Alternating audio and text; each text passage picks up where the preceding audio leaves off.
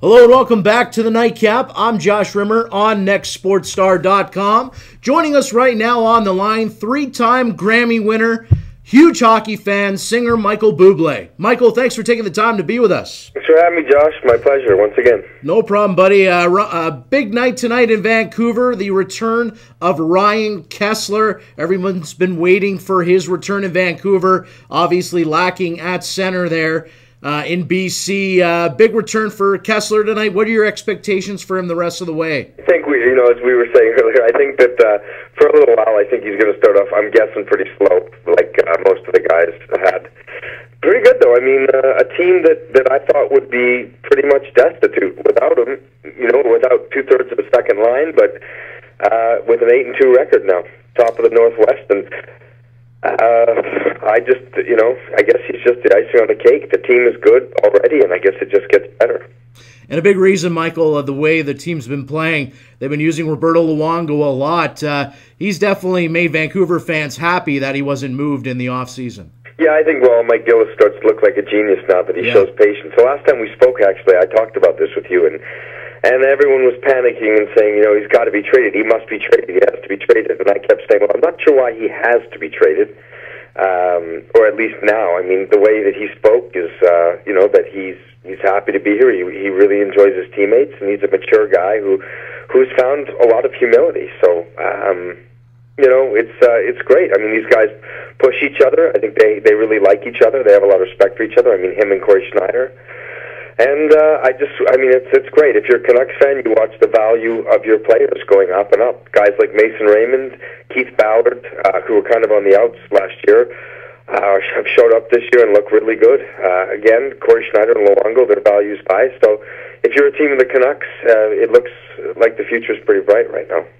And Michael, by the Canucks holding on to Roberto Luongo, not moving him, you got to think, too, his value's going up right now, especially the way he's playing.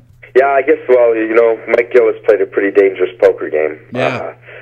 I guess it could have turned out the other way. I mean, listen, the Canucks had a losing record right now, and teams in the East that thought they were going to do well did. I mean, it would be different. I mean, teams like, Josh Washington, and I mean, Toronto's not doing bad, but I mean, obviously now with no Reimer, they could really use a goaltender, and Washington, of course, is just getting blown out, and Florida, the same thing. I think Florida probably thought that they'd have a better record than 4-6 right now. I got to guess. So it's going to be interesting. I think it's going to be an interesting week.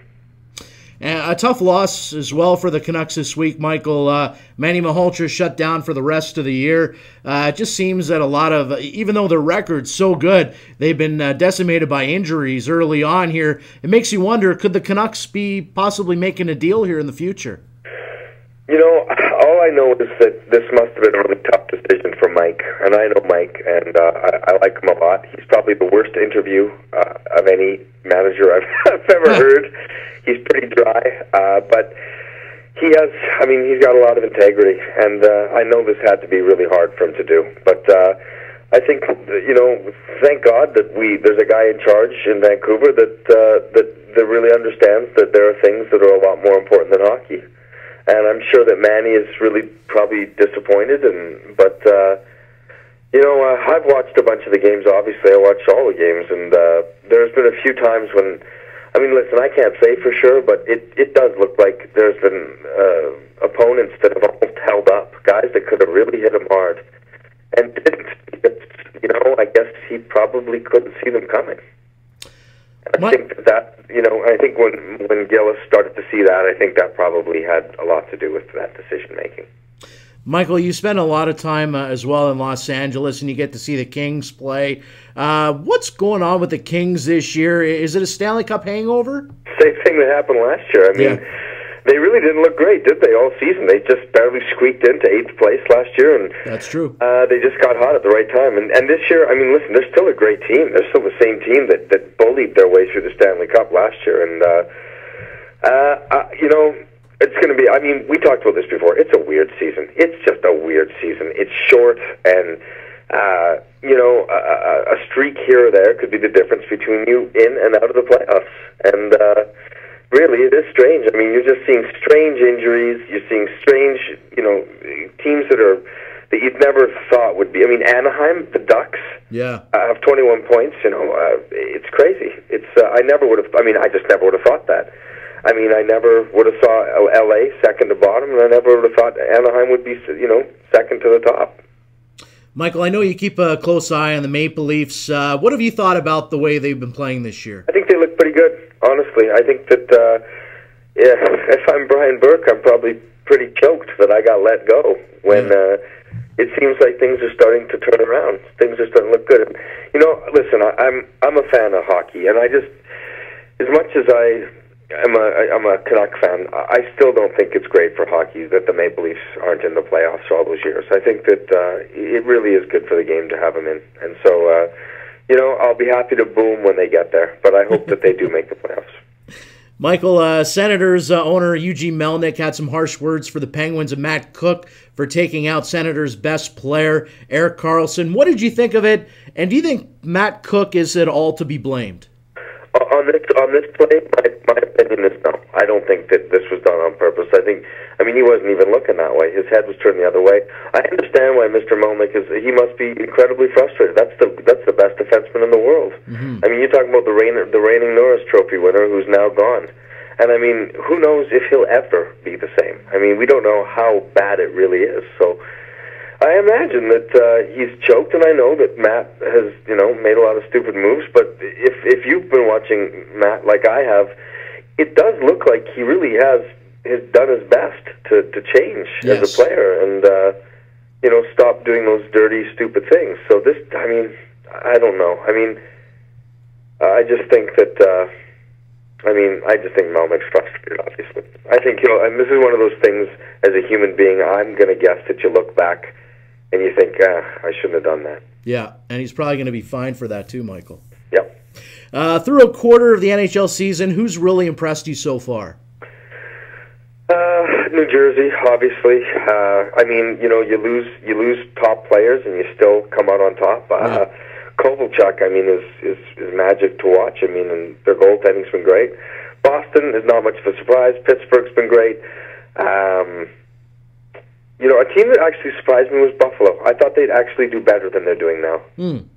I really did. I liked the pieces that they brought in, and but you know what? Vanek is doing what Vanek seems to do, which is start off incredibly hot and then slow down. So.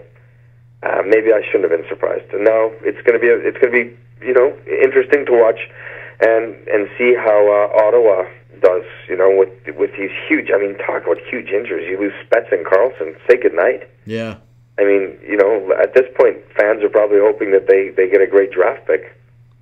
How about a team that's really disappointed you, Michael? I know you kind of mentioned the Buffalo Sabres there, but is there a team that you thought for sure they'd be dominant right now? I don't know about dominant, but I hoped for Winnipeg, the city that lost its team all the time. I had really hoped that they would come out of the gates, and guys like Little and Kane and Ladd would sort of, be a little more explosive. I hope that Bufflin would make more of a mark, and it's not looking great right now. One final one for you, Michael, before we let you go. Really appreciate you stopping by. I bet you're really excited to be hosting the Junos this year. I've been seeing the commercials every day, and they've been pretty funny, too. Oh, man, I am. I'm so excited. It's, this is it's an award ceremony that's done a lot for me personally and done a lot for, obviously, Canadian talent. And it makes me proud, man. As a Canadian, I'm proud to see that our country has really had such a great mark on culture, and we've given a lot of wonderful gifts to the arts, and so to be able to host it is nerve-wracking but exciting, and I'm hoping that people have a blast, and what I'd like to do is give it a little bit of an international flair, and I just really enjoy the moment of getting to be surrounded by my countrymen and a bunch of great artists.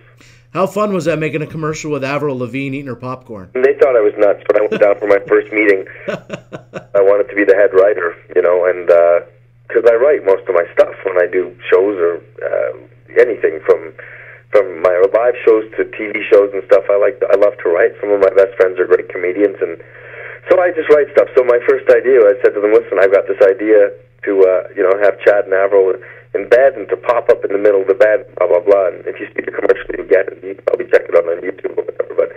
And they said to me, well, that's funny, but good luck getting Chad and Avril. But I said, I'd try, and I called Chad, and he has a great sense of humor, him and Avril. And they got a kick out of it. They laughed their heads off. And I love the fact that they very Canadian, to have that self-deprecating thing where they can laugh at themselves, and I thought it was very sweet for them to take their time to come and do that. That was awesome. I enjoy that commercial. I think they first played that Super Bowl Sunday. I think it was the first time. What a Super Bowl that was. Oh, unbelievable. I mean, especially with the blackout, I thought for sure that was going to be a momentum change for the San Francisco 49ers, and they were going to end up winning that game. That didn't end up happening, though. Pretty amazing, didn't it, to see that?